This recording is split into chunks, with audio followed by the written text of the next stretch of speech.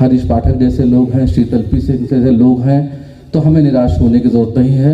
आ गया कैसा ज़माना नहीं देखा जाता, खुद है बीमार मसीहा नहीं देखा जाता, कोई बढ़कर जला देता मोहब्बत का चिराग, अब ये नफ़रत का अंधेरा नहीं देखा जाता। बहुत बहुत शुक्रिया। हम आवाज़ देते हैं शीतल पीसी साहब को इसी उम्मीद के साथ। स्वागत करें एक बार।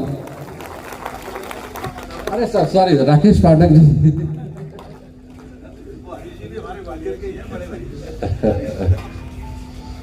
सबको नमस्कार। बहुत सारे लोगों से मैं नाम से उस तरह से परिचित नहीं हूँ, तो इसलिए मंच पे सब लोगों का एक बार में नमस्कार कर देना चाहता हूँ, समय का भी उपयोग करना चाहता हूँ।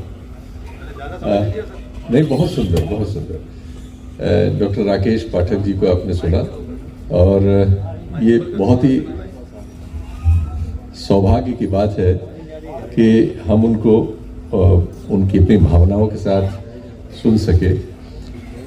1942 के बारे में एक बार फिर उस दृश्य को फिर से उन्होंने लगभग जिंदा करने की कोशिश की, बहुत कामयाब कोशिश की, और उनकी आंखों में भी आंसू थे, और मुझे लगता है कि सब कहीं न कहीं किसी न किसी स्तर पर सबके दिल में कहीं न कहीं वो आंसू पहुंचे होंगे। तो इस पर फिर से न जाते हुए मैं थोड़ी आपसी बातचीत करना चाहूँगा। देखिए, हम जहाँ से उन्होंने बात ख़त्म की है कि आज आज़ादी के इतने सालों बाद गांधी जी के पोते और उस आज़ादी की लड़ाई में शरीक हुए एक सज्जन उसकी याद करने निकले तो वो गिरफ्तार कर लिए गए। ये सब क्यों होता है, इस तरह की स्थितियां कैसे बनती हैं, थोड़ा सा इस पे कुछ आपसी बातचीत से मैं इसको समझाने की कोशिश करूंगा, जिसमें हमारी पत्रकारिता जो हमारा पेशा है वो शामिल है। उसकी कुछ ऐसी चीज़ें शामिल हैं जो आपसे मुझे लगता है कि हमें उस बारे में बात करनी चाहिए। आप भी हमारे बारे में थोड़ा उस तरह से जाने जैसा हम जान के महसूस कर रहे हैं कि ये जो हाल है वो ठीक नहीं। देखिए, इंसान की जो भी हमारे पास जानकारियां हैं, 8-10 हज़ार साल पुराना इतिहास इंसान का, आदमी उसके बारे में थोड़ा बहुत जानता है। उसने उसको एक सिलसिला बनाया है कि क्या हुआ होगा 8-10 हज़ार साल पहले, 7,000 साल पहले, 5,000 साल पहले, 4,000 साल पहले। ये सब थोड़ा बहुत सिलसिला है। बीच में तमाम धर्म वगैरह बने, राजा महाराजा रहे, फिर राजा महाराजा हटे, और अब जहां हम हैं, जिसके बारे में बहुत बात हो चुकी है, सब आप जानते हैं कि एक जमहूरी निज़ाम है। ये जमहूरी निज़ाम है यानी एक पंचायत है।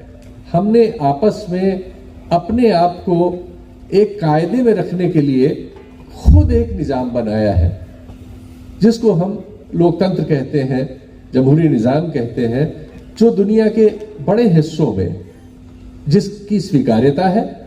अभी पिछली बातें भी बहुत दुनिया में बची हुई हैं, अभी राजशाही, सामंतशाही भी है बहुत जगह, लेकिन वो पिछली ही माना जाता है कि वो पिछड़ी हुई चीज़ है।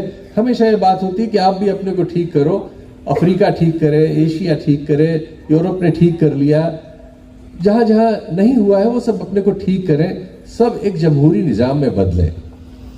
75 साल पहले हमारे देश ने हमारे इन्हीं महान लोगों के नेतृत्व में अपने आप को एक लोकतंत्र में स्वीकार किया, एक कायदा बनाया, एक कायदे की किताब लिखी जिसको हम संविधान कहते हैं। उसमें दुनिया में जो भी इंसान के लिए बेहतर हो सकता था, जितना वो सब जानते थे, जितना वो सब जान सकते थे, वो उन्होंने उसमें डाला। कोशिश की कि वो एक बेहतर किताब बने हमारे आपके कायदे के लिए, हमारे आप को आगे चलने के लिए। इसी दौरान दुनिया में बहुत सारी दूसरी चीजें भी साथ साथ होती रही हैं। एक तो यह है कि हमने लोकतंत्र को अंगीकार किया, लेकिन लोकतंत्र में दुनिया में जहां जहां ये पहले से चल रहा था, हमसे पहले से और हमारे साथ साथ भी, उसमें एक बुराई भी उसके साथ साथ चल रही है। वो ये है कि इंसान में एक नकारात्मक फितरत होती है कि वो किसी दूसरे को किसी न किसी तरह से अपने कब्जे में रखना चाहता है, अपने इस्तेमाल के लिए रखना चाहता है। और ये चीज इंसान के किसी भी निजाम में कहीं भी किसी न किसी तौर पे बुराइयां पैदा करती है। आज की दुनिया का जो दस्तूर है वो पैसे पे आधारित है, जर पे आधारित है, पूंजी पे आधारित है। उससे ये बुराई पैदा हुई है कि कुछ लोग जिनको मौका लगा या जो कुछ ऐसी चीजें कर सके जिससे वो दूसरे से आगे बढ़ गए, उनमें यह फितरत पैदा हो जाती है कि वो सबके हिस्से का अपने पास रखना चाहते हैं और उसके जरिए पूरे समाज को अपने हिसाब से अपने फायदे के लिए चलाना चाहते हैं। उससे क्या हो रहा है कि दुनिया में 1% आबादी के पास, बाकी सारी दुनिया के पास जितना है उतना दुनिया की 1% आबादी के पास है। खुद हमारे मुल्क में प्रॉब्लम है कि 10% लोगों के पास 60-70% दौलत जो देश की है उनके पास पहुंच गई है। बाकी 30% में 90% लोग गुजारा कर रहे हैं और उन जो 10% है उसमें से भी कोई 1% ऐसे हैं या उससे भी कम जिनके पास उस 10% का भी सबसे ज्यादा बड़ा हिस्सा है और उनको वो भी कम लगता है, वो उस हिस्से को और बढ़ाना चाहते हैं। इससे समाज में तकलीफें पैदा होती हैं। तकलीफ पैदा है, तकलीफ पैदा हुई है और तकलीफ होती रहेगी। लेकिन ऐसी गड़बड़ी चलाने के लिए क्या होता है कि जब भी हमने लोकतंत्र को जहां भी अंगीकार किया उसके 3-4 पहलुए बनाए। उसमें एक चीज है जिससे मेरा वास्ता है और जो मैं आपसे बात करना चाहता हूं वो है पत्रकारिता यानी प्रेस। 200-250 साल पहले कभी ऐसे शुरू हुई छोटी सी बात, लेकिन धीरे धीरे उसने एक इंस्टीट्यूशन का रूप ले लिया। उसके तर्क बन गए, उसकी टेक्नोलॉजी उसमें आ गई और वो एक चीज बन गई कि जमहूरी निजामों में जो प्रेस है, जो मीडिया है, जो पत्रकारिता है, उसने अपने को एक पायदान बना लिया। उसकी जो 3-4 पायदाने हैं उसमें से एक पायदान मीडिया बन गया। मीडिया का शुरू में जो भी काम रहा हो, लेकिन धीरे धीरे जिन लोगों के हाथ में जर है, जिनके पास दुनिया के पैसे का संकेंद्रण है, उनको लगा कि ये तो एक अच्छा औजार हो सकता है।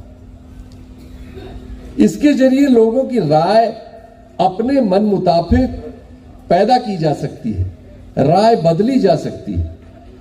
फिर उसमें टेक्नोलॉजी आई। आपको याद है कि पुराने अखबार काले सफेद होते थे।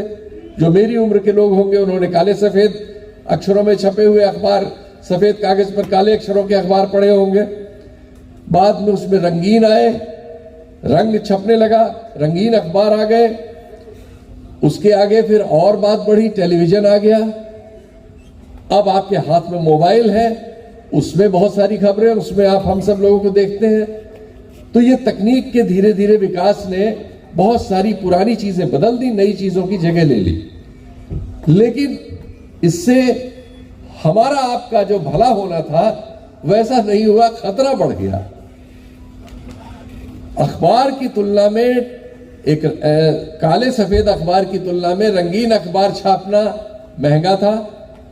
रंगीन अखबार की तुलना में टेलीविजन चैनल चलाना और महंगा था और टेलीविजन चैनल की तुलना में आज एक मोबाइल फोन पे फेसबुक जैसा कोई प्रोग्राम चलाना बहुत ही महंगा है, हमारे देश के बूते से बाहर।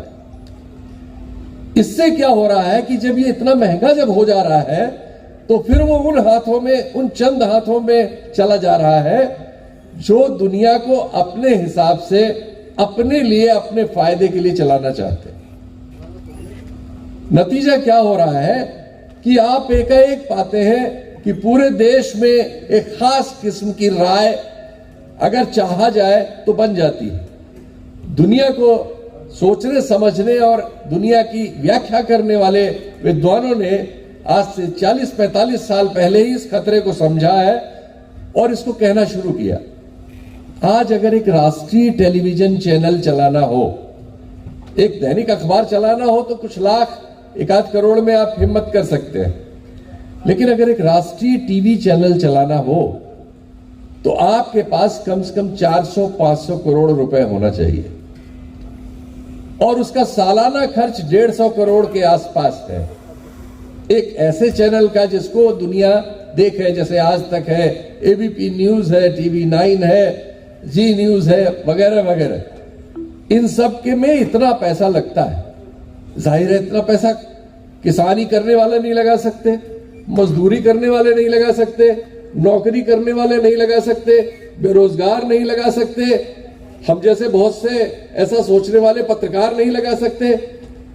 तो जाहिर है ये पैसे, इतने बड़े पैसे बड़े लोग ही लगा सकते हैं जिनकी संख्या गिनती की है। 4-5% लोगों में से कुछ लोग होंगे जो ऐसा कर सकते हैं, वही लोग ऐसा कर रहे हैं। अब अगर उनके इंटरेस्ट ऐसे हैं कि उनको मणिपुर में पहाड़ी जमीन चाहिए पाम ऑयल के पेड़ लगाने के लिए, और मणिपुर की जनता, वहां रहने वाले आदिवासी उनके इस फैसले से सहमत नहीं है, तो अगर उनके पास अपना टेलीविजन चैनल है या वो टेलीविजन चैनल में समय खरीद सकते हैं और आपके फेसबुक में, आपके इंस्टाग्राम में, आपके व्हाट्सएप में खबर डालने के लिए, सूचना डालने के लिए लाखों लोगों को नौकरी पे अगर वो रख सकते हैं, तो आप पाएंगे कि एकाएक देश में ऐसी खबरें आपके आसपास आने लगेंगी, टेलीविजन पे आने लगेंगी और जगहों पे आने लगेंगी, फेसबुक पे आने लगेगी, और जितने इस तरह के सूचना के माध्यम में अखबारों में छपने लगेगी कि वहां जो आदिवासी रहते हैं दरअसल वो बड़े गलत लोग हैं। आजकल तो गलत की परिभाषाएं भी अलग अलग हो गई है, मजहब भी एक गलत होने का दस्तूर हो गया है, क्योंकि समाज को बांटने में मजहब का बड़ा अच्छा इस्तेमाल है। तो कोई बताएगा कि वो ईसाई है, कोई बताएगा कि वो अफीम की खेती करते हैं, वो कोई बताएगा वो तस्करी में लिप्त है, कोई बताएगा कि वो आतंकवादी है। इस तरह की चीजें, ऐसी सूचनाएं आपके चारों तरफ से आएंगी और आप ये कभी नहीं जान पाएंगे कि उन बेबस और एक छोटी आबादी की दरअसल इस प्रॉब्लम के पीछे वजह क्या है। वजह यह है कि हमारा निजाम उत्तर पूर्व के राज्यों में पाम ऑयल की खेती का विस्तार करना चाहता है। अगर आप गूगल करेंगे तो पाएंगे कि सिर्फ 1 साल पहले इस तरह का एक सौदा हुआ था जिसमें गोदरेज और 7 और कारपोरेट कंपनियों ने हिस्सा लिया था, जिसमें उस इलाके में पाम ऑयल की खेती की जानी थी। और पाम ऑयल की खेती करने के लिए उस पूरे बड़े पहाड़ी इलाके को खाली कराना जरूरी था, लेकिन जो वहां रह रहे थे वो खाली कैसे करते और कहां जाते। मैं ये नहीं कह रहा हूं कि यही बात सही होगी, मेरी भी और किसी की भी किसी बात को सही मत मानिए, लेकिन ये आदत जरूर डालिए कि हर बात पर शक करिए। ये वो वक्त है कि हम नहीं जानते कि किस रास्ते से कौन सा हित साधने के लिए कौन सी सूचना हमारे चारों तरफ भेजी जा रही है। जो हम पढ़ रहे हैं, जो हम व्हाट्सएप पे देख रहे हैं, जो हम वीडियो देख रहे हैं, जो हम टीवी पे देख रहे हैं, जो हम अखबार में पढ़ रहे हैं, सब पे शक करिए, क्योंकि कई बार ये सच पाया गया है कि बहुत सारे आर्थिक हितों को पूरा करने के लिए बड़ी बड़ी आबादियों को गुनहगार ठहरा दिया जाता है। आप जानते हैं, जब पंजाब, हरियाणा और पश्चिमी उत्तर प्रदेश के किसान धरना देने आए थे, जिसमें से कुछ किसान यहां से भी गए थे, उस समय सारे देश के मीडिया और सब में क्या आ रहा था, पहले आया, क्योंकि पंजाब से किसान चले थे, तो पहले आया कि ये खालिस्तानी है। आया कि नहीं आया? आया था। और उसके बाद आया कि ये जो है रईस, बड़े किसान है। फिर और तरह की बातें आई कि ये वहां आके बैठे वहां शराब पीते हैं। कोई वीडियो आ गया कि वहां और दूसरी तरह के गलत काम होते हैं। तो ऐसी बहुत सारी चीजें आई जिन्होंने ये साबित करने की कोशिश की कि दरअसल किसान गलत है, वो जो करने आए हैं वो गलत काम है, वो किसी का नुकसान कर रहे हैं। और वो कोई ऐसा कानून हमारे देश में आ रहा है जो किसानों का बहुत भला करने वाला है, उसको रोक रहे हैं। ये सब आया चारों तरफ से।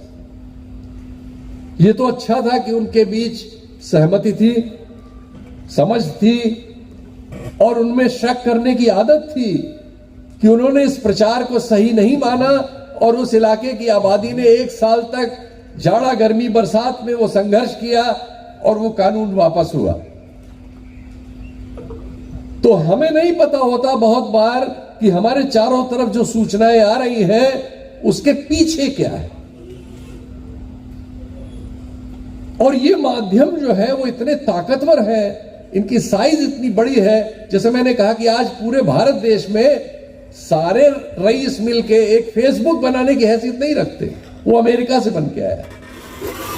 इंस्टाग्राम भी हमारा नहीं है, ट्विटर भी हमारा नहीं है, क्योंकि उस एक को बनाने में इतनी दौलत लगती है जो खर्च करने के लिए हमारा कैपिटलिस्ट आज तैयार नहीं है, उसके पास खाली नहीं उतना पैसा। तो अगर ट्विटर अमेरिका से बन के आ रहा है या फेसबुक अमेरिका से जुकरबर्ग का बन के आ रहा है, तो सबसे पहले ये बिल्कुल तय है कि वो अमेरिकन इंटरेस्ट सर्व करेगा। फिर वो व्यापारी है, भारत में आया है, व्यापार कर रहा है, उससे पैसे कमा रहा है, तो वो सरकार से मिलकर रहेगा। वो हमारी आपकी चीज नहीं है। वो चाहेगा कि सरकार से कोई उसका पंगा ना हो, उसका बिजनेस चलता रहे और वो उस बिजनेस को और बढ़ा सके। तो इसलिए आज आपके पास जो सूचना के माध्यम है, ये सब किसी न किसी का इंटरेस्ट सर्व कर रहे हैं। इसलिए इन पे शक करिए, इनकी हर बात को कोशिश करिए कि आप उसकी सही बात निकाल सकें।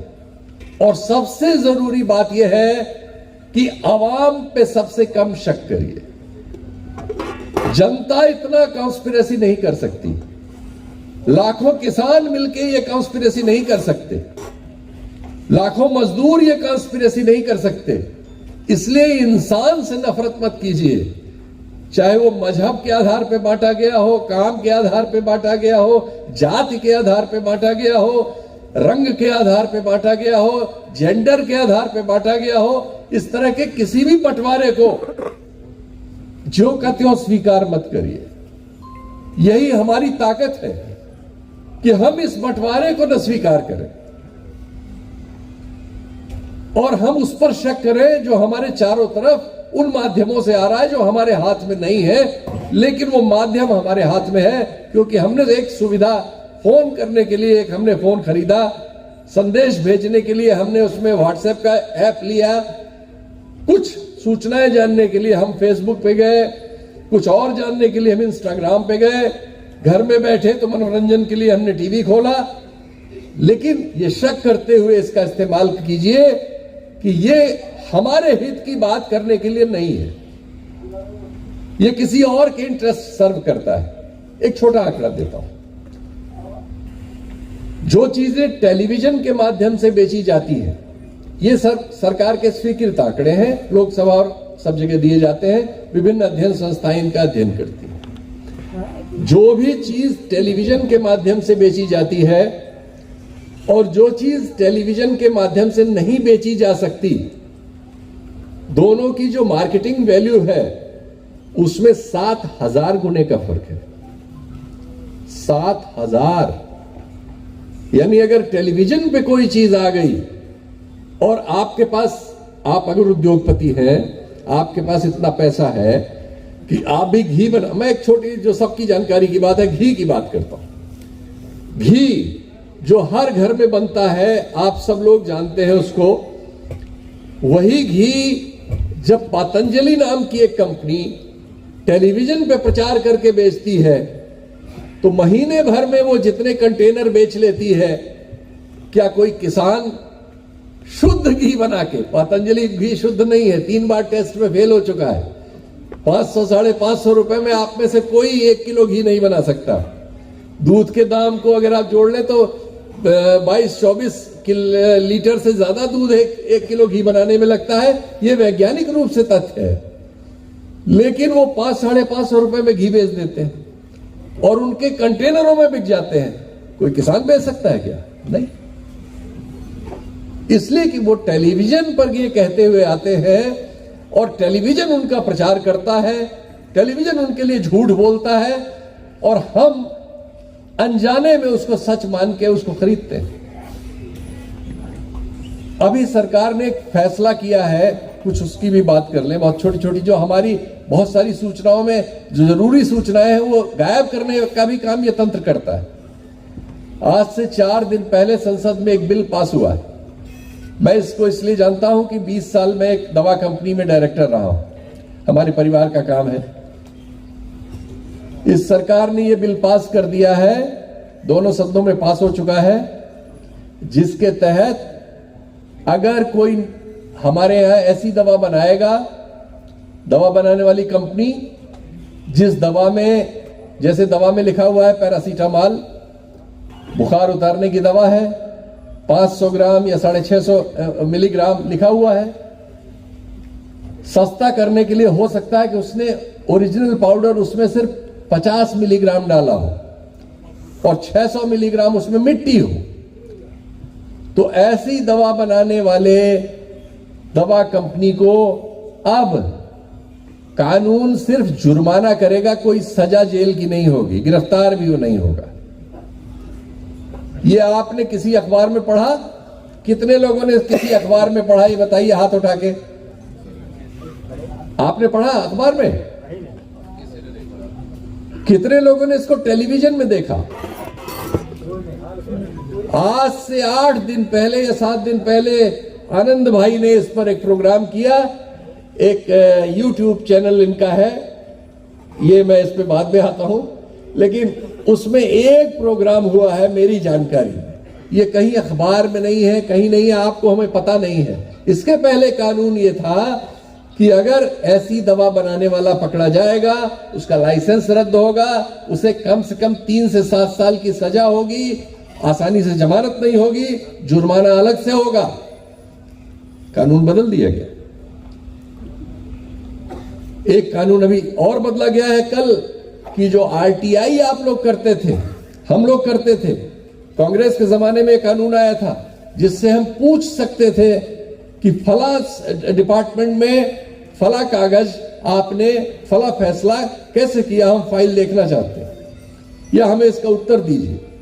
वो अधिकार जो मिला था जनता को, हर मनुष्य को, हर नागरिक को, एक नया कानून आया है जिसमें अब वो अधिकार लगभग गायब है।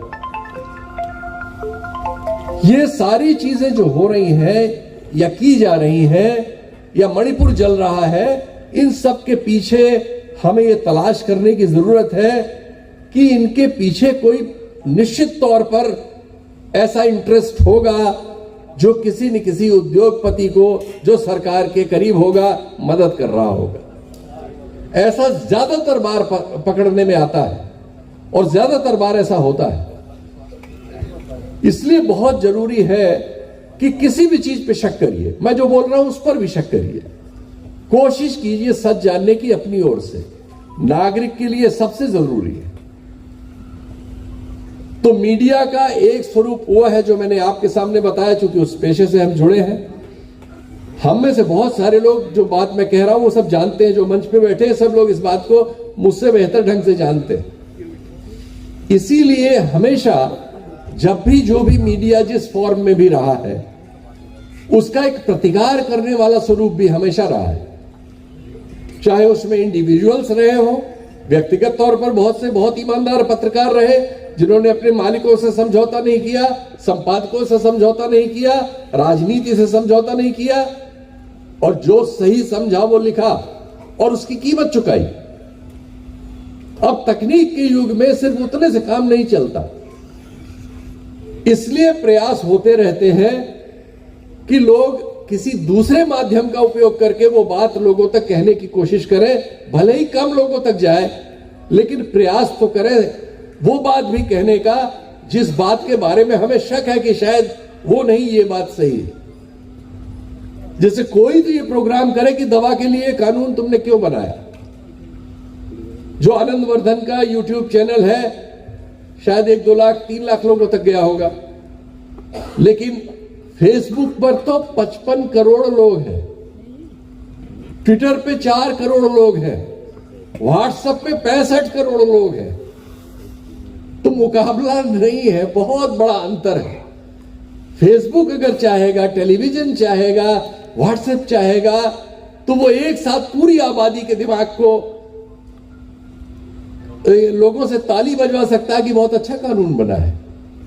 उसी कानून को जिसके बारे में इन्होंने कार्यक्रम किया कि वो दवा कंपनियों के फायदे के लिए बनाया गया है, कि दवा कंपनी, अब पहले क्या होता था और पहले क्या अभी भी होता है, दवा कंपनियों के जो एजेंट बैग लेके डॉक्टरों के यहाँ घूमते रहते हैं, आपके चारों तरफ जो डॉक्टर्स अपनी अपनी दुकान खोल के बैठे हैं, कोई उस पेशे से हो तो माफ करिएगा, लेकिन ये सच्चाई है कि आज के युग में डॉक्टर जो पर्चा लिखते हैं किसी दवा का, उन पर्चों में भी कमीशन होता है।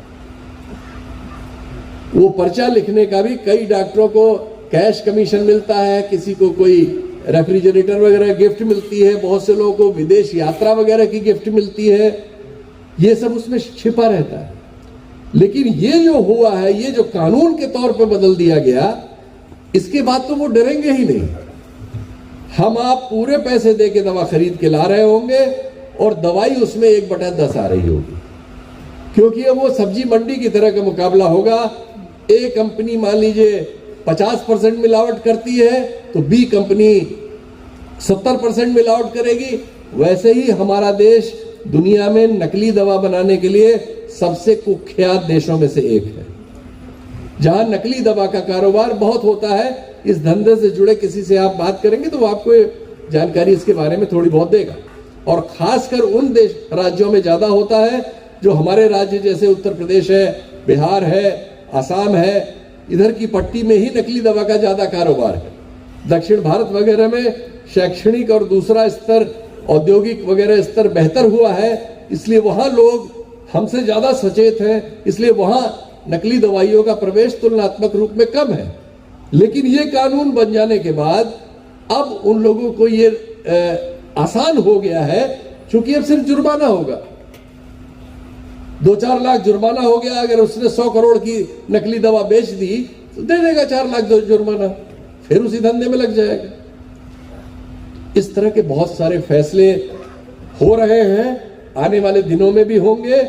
तो जो हमारा पेशा और हमारा माध्यम है, मैं सिर्फ ये बताने की कोशिश कर रहा हूं आज ऐसे पवित्र दिन कि हम पर और इस काम पर और पत्रकारिता पर, सूचना के हर माध्यम पर आज वो वक्त है जब आबादी सबसे ज्यादा शक करे और आपस में एक दूसरे पर शक करने की जो भी गुंजाइश हो उनको सबसे कम करे। बस इतना ही। धन्यवाद।